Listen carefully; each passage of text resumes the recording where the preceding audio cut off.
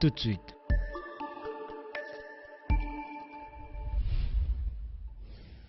Le journal.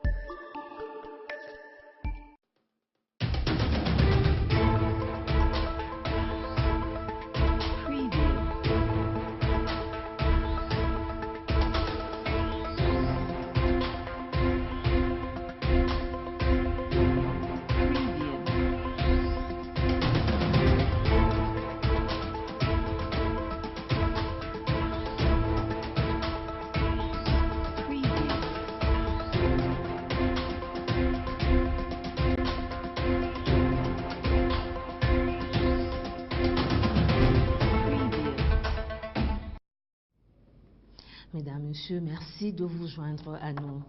Les Rastamènes sont encore une fois intervenus pour soulager la population de la cellule Golfe au quartier Kanina, en commune d'Ilala à Kolwezi. Ils ont aménagé en une semaine un pont sur la rivière qui enclave cette partie de la ville. Joie de tout un peuple. Emmanuel Casco. C'est un secret des polichinelles que certains quartiers de Kolwezi sont enclavés. Les enfants de Bob Marley, le Rastamen, n'ont pas attendu pour intervenir.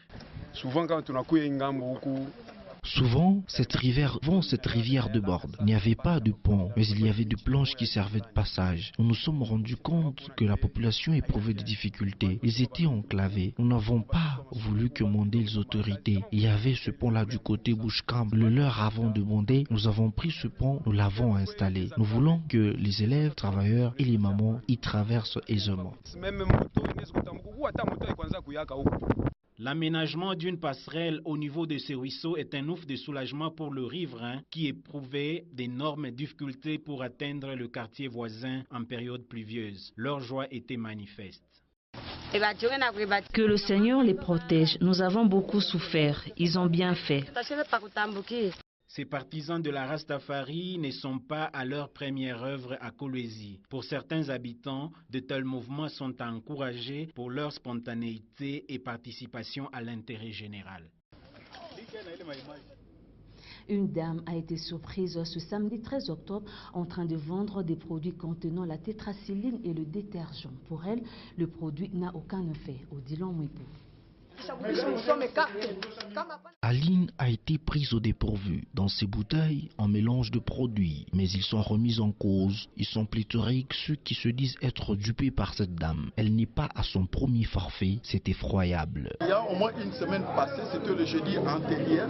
Il y a une certaine dame qui était venue, soit en disant elle est en train de nous vendre le produit. Elle est en train de nous vendre le produit là juste pour le Kiluni. Et ça pourrait disparaître dans une semaine selon elle. Mais au moins elle est en train de vendre de mauvais produits.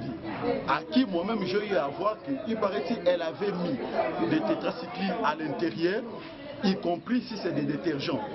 Et vraiment c'est une dame là qui est très très dangereuse. Avant qu'elle ne vienne ici, elle était en ville. On lui a demandé de venir aussi ici chez nous. Ce produit avait la couleur jaune. 3 jours après, il a pris la couleur café pour enfin être noir. Elle vend ce médicament pour enlever les cicatrices, le vergeture, des maux de tête. En pleine furie, contrariée, elle s'est quand même défendue. Si c'est du poison, allons à l'hôpital. C'est là que nous saurons. Si c'est du poison, allons à l'hôpital. C'est là que nous aurons la conclusion. J'ai vendu ce produit partout ailleurs et ces gens ne sont pas décédés. Plusieurs l'ont ingurgité. Ils ne connaissent pas leur sort. Il y a à boire et à manger. Comment est-ce que vous pouvez mélanger tétracycline, par exemple, au mont? C'est inconcevable. Les savons déjà sont des détergents qu'on applique, qui s'appliquent déjà localement sur la surface, sur la peau. Ce n'est pas sur les muqueuses qu'il faut appliquer. Déjà, c'est un faux départ. Quand vous prenez un médicament, vous mélangez à un détergent. C'est déjà faux. Parce que quand vous buvez ces produits-là, les conséquences, ça se paye cash. Tout ce que vous mettez, tout ce que vous buvez, il faut savoir ce que je bois et ce que je mange va où et ça fait quoi. Qu'est-ce que ça aura comme conséquence? Il ne suffit pas de dire que c'est comme ça, c'est comme ça, c'est comme ça. Non, mais ces messieurs-là, les gens qui surgissent avec de nouveaux médicaments, demandez-leur où est-ce qu'ils ont tiré cette expérience. Dans quel laboratoire est-ce qu'ils ont fait ça? Quel genre de personnes à qui ils ont administré. Donc bref, que les gens ne soient pas dupes. Chacune de ces bouteilles coûte 50 $ et les réductions se faisaient jusqu'à atteindre 20 000 francs.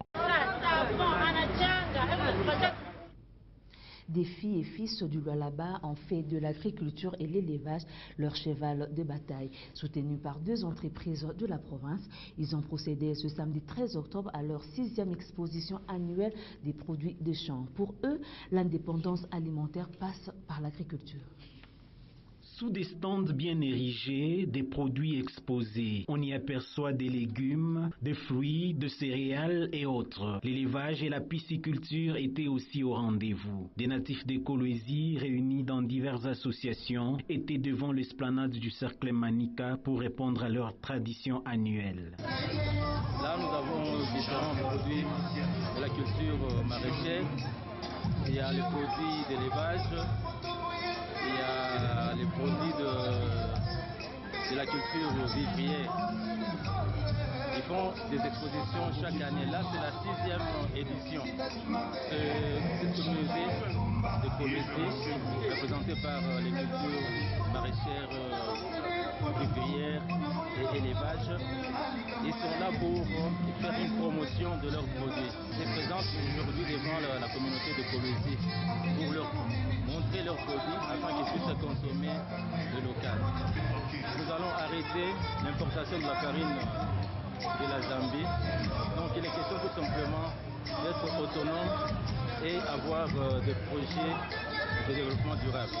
Pour d'autres, cette occasion permet le changement de mentalité une fois intériorisée. Nous sommes là pour présenter les résultats des communautés locales c'est la raison pour laquelle nous sommes là. L'hygiène qu'ils donnent à la communauté qui n'a pas suffisamment de moyens pour travailler dans le secteur agricole qui est un secteur porteur.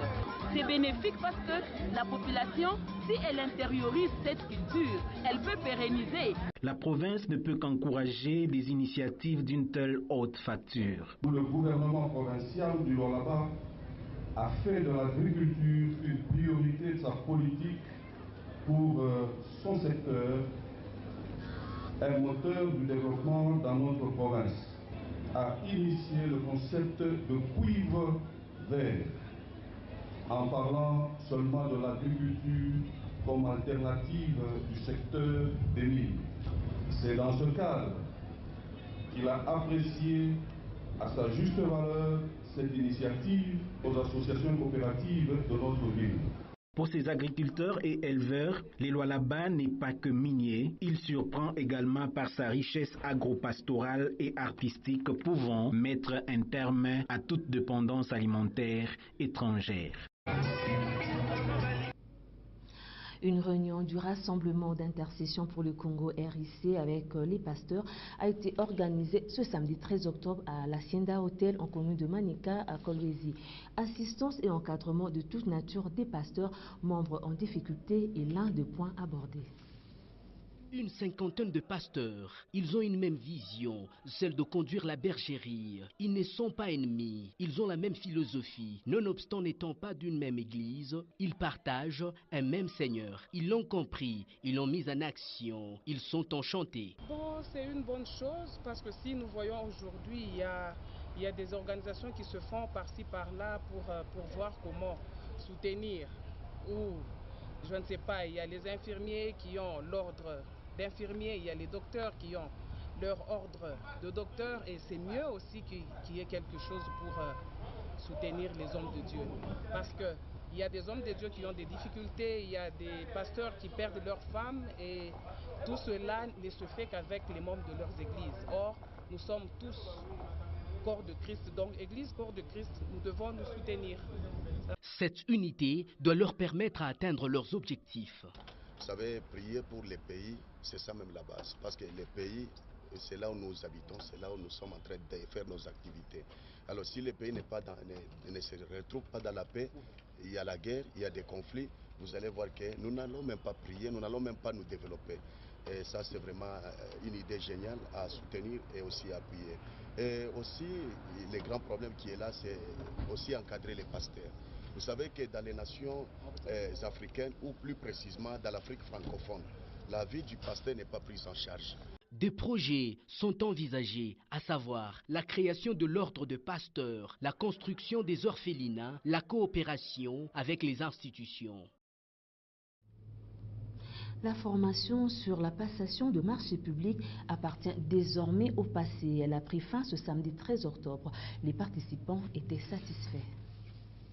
Au nom de son Excellence, Monsieur le gouverneur de province, Richard Mouyej-Manguesmans, je déclare clos l'atelier sur la formation de la gestion des marchés publics et vous en remercie. Ça y est. Cette phrase clôture cet atelier, organisé par le gouvernement du Lualaba en partenariat avec Profit Congo en faveur des membres des cellules de gestion des projets et des marchés publics. Les participants à ces assises ont assimilé la matière. Ils sont confiants. Le gouvernement provincial peut désormais compter sur eux dans le secteur de la passation des marchés publics. En fait, la gestion des marchés publics a des règles à suivre. Il y a la transparence, il y a une bonne équité. Donc nous avons été formés pour, à notre tour, nous soyons aussi formateurs, pour que nous soyons aussi au niveau des standards recommandés à la passation des marchés publics. Ces échanges ont été fructueux. Je suis amplement satisfait, compte tenu de l'interaction qu'il y a eu entre les experts de l'ARMP, j'ai dit tout à l'heure l'autorité de régulation des marchés publics, et des futurs gestionnaires, tous les fonctionnaires de la province qui étaient présents et ainsi que ceux du Parlement ont interagi d'une manière positive. Cela montre l'intérêt qu'ils ont eu à participer à cette formation. Débuté le 8 octobre 2018, il s'est achevé ce samedi 13 octobre. Le gouverneur du Lualaba, Richard Mouyej, a déploré avec la dernière énergie le comportement des creuseurs lors des échauffourées la semaine dernière. Il a par ailleurs rassuré que tous ceux qui ont commis ces actes de vandalisme seront sous les coups de la loi.